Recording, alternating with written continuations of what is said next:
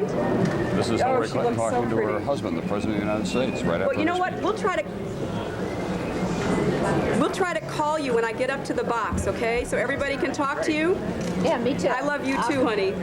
I'll talk to you later. Bye. Bye. Great. Okay, Mrs. Clinton. Okay, we're on. Yes. You were just speaking with your husband, the president. What did he say? Well, he called to tell me that he'd gotten a chance to see the speech, which he wasn't sure he would because he's on the train and he has to do a satellite hookup. And he was just really happy, and he got to see shots of our family, all of whom are in the box tonight. And he's called to tell me he loved the speech and he loved me. And you said, I love you too. That's right. This was a very important evening for you, your first primetime performance, your first performance at a convention, a lot of pressure here. How do you think you did? Well, I said what I believed in and what I care about. So I hope that I hope people who listened, who agree with me, will work to do what I said we should.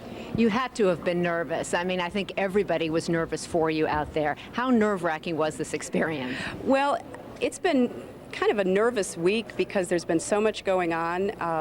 But when I got out there and everybody was so enthusiastic and gracious to me, I wasn't nervous anymore. I felt like I really was among friends, and so I just gave the speech. You are known for your incredible composure, but that standing ovation, that sustained applause, looked like it affected you deeply. It did, Maria. I mean, I'm just so moved by the outpouring of love and support that people have given to me ever since I've come to Chicago on Sunday, starting with a lot of my oldest friends. And it's just overwhelming to think people are there for me and care about my husband so much. And it really touched me out there tonight.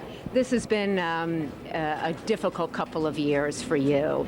Did that applause, the way you've been treated here, the way people have been reacting to you, kind of make it all go away? Well, I feel really blessed. I mean, I feel very grateful for my life. And you're right, there have been tough times, but there are tough times in anybody's life. But certainly to have this outpouring of public support is just beyond anything I could have ever imagined. You are credited with really redefining the role of First Lady, and for doing that, you've taken a lot of heat, a lot of criticism. As you look back, do you wish you'd redefined it a little less? Well, I have to be myself, and I believe in what my husband's trying to do, and I've worked on many of these same issues for more than 25 years. So I think that the position, as I understand it from every woman who's been in it, really doesn't have a job description. Everybody has to define it for herself. You talked a lot tonight about It Takes a Village, your book, and as you well know, that was a lightning rod for criticism at the Republican convention. Kay Bailey Hutchinson took off on it, Bob Dole took off on it. How did that affect you when you heard about that?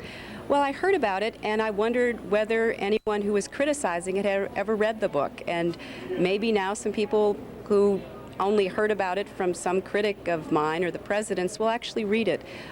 Because I think they'll find that what I believe and what the president believes is what I think the vast majority of Americans believe about how the family has primary responsibility, but we all have to make our communities better so that families can do a better job. There has been a lot of talk also about your new, supposedly lower profile, whether you're an asset, a liability to this ticket.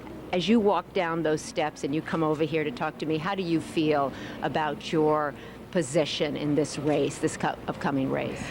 The way that I have always felt, that for more than 20 years I've helped my husband, I've campaigned for him, I've worked for him when he's asked me to, and that's what I'm going to continue to do. There hasn't been any change that I'm aware of. You said Chicago is your kind of town. I saw your mother up in the box and your daughter, obviously, and a lot of your family members. And in your book, you talked a lot about the importance of your parents in your life and what they taught you and some things your father always told you that got you through. He's not here this evening. He never got a chance to see this. What do you think he would have thought of you, his little girl out there in front of that crowd, that applause? I thought about him a lot this past couple of days.